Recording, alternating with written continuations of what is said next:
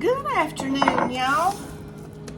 I was gonna make me some grits, and I decided that I'm gonna make some soup that my grandmother used to make.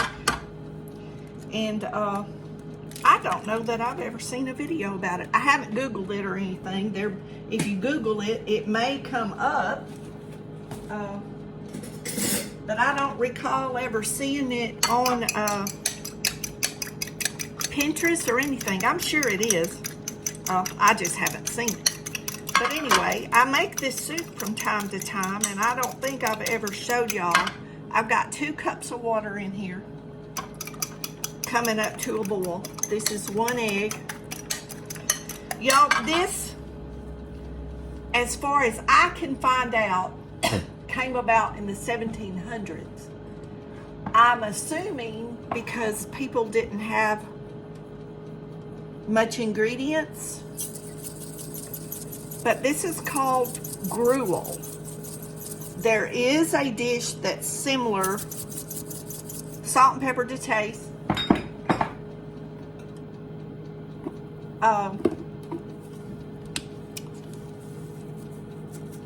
I'm sure they just used what they had.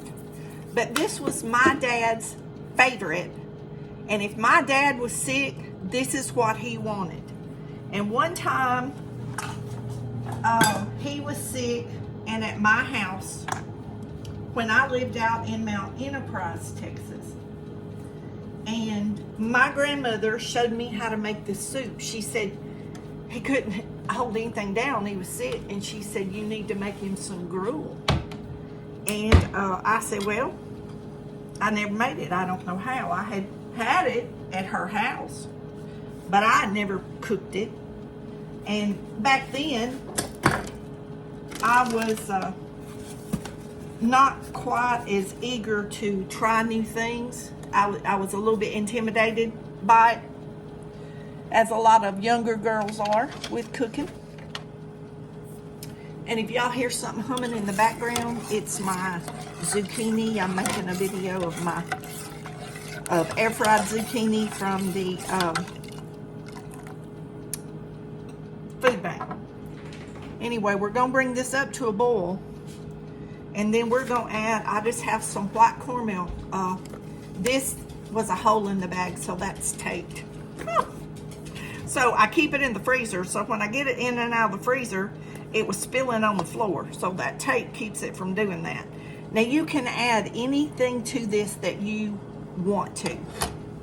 Right now it's just water, and I know it sounds so plain, y'all, but this is so flavorful. It is a soup you will drink. You will not eat it. You can use a soup spoon if you want to, but originally gruel, it can be made with cornmeal. And my whole life, until I got older and started like looking up about it, I didn't know you could make it with anything else. You can make it with grits, you can make it with oatmeal. I guess any kind of grain that you like. Okay, see, our water is boiling there. Let's see. I'll see that. Now, y'all, there's no measurement. I cannot. Well, I guess I could try for y'all, couldn't I? I guess I could try to give y'all a measurement. I've never measured it before. Y'all, we got another. No, that's our same hole, and it's pouring out, isn't it? Let me pour some in this cup, and I just look at it and see what I want. Y'all, that's how she taught me. Okay, this is probably 1/3 of a cup of cornmeal. You put it in, and you stir it up. And if there's little lumps, that's okay, y'all. I just call those cornmeal dumplings. It's okay. They taste just fine. But I look to see the consistency. that I want. And you'll have to do the same when you make it, because it's, like I said, you're supposed to be able to pour it in a cup or a bowl and drink it. And if you read online about it, that's what it's going to tell you. And what was the night before Christmas? What was the old guy's, Scrooge? At some point in that movie, he was eating something in the movie, and they said it was gruel. In the movie, that's supposedly, y'all, I'm gonna say a fourth of a cup. A fourth of a cup. That's what I'm gonna tell y'all to put in there. But y'all do see those little hunks? That's okay. Like I said, I just call those dumplings. And if you want to sift it through a sifter, but you still gonna get some of those in there. Okay, this is our egg. The original gruel does not call for egg. This is something my grandmother said that they always did when she was growing up. It's kind of like an egg drop soup. You add your egg, stir, stir, stir, stir, stir, stir, stir. If you like egg drop soup, you're gonna love this. Y'all see that? You got your protein. I'm gonna tell y'all, this soup is crazy to me how it tastes like chicken broth. But I guess that cornmeal gives it that flavor. And if it ends up being too thick, don't worry about it. Just add some more water. And if there's some left to heat up the next day and it gets too thick, but see how that's kind of gelled? That egg and that cornmeal starts cooking and then it thickens up. But to me, that's about how I like it. And that is drinkable for me. Even with the egg, that's drinkable. So I plan on drinking a cup of this with my supper, and I may drink a cup later just to drink it because I like it that much, and I may drink a cup later before bed just for a snack. So y'all, try you some gruel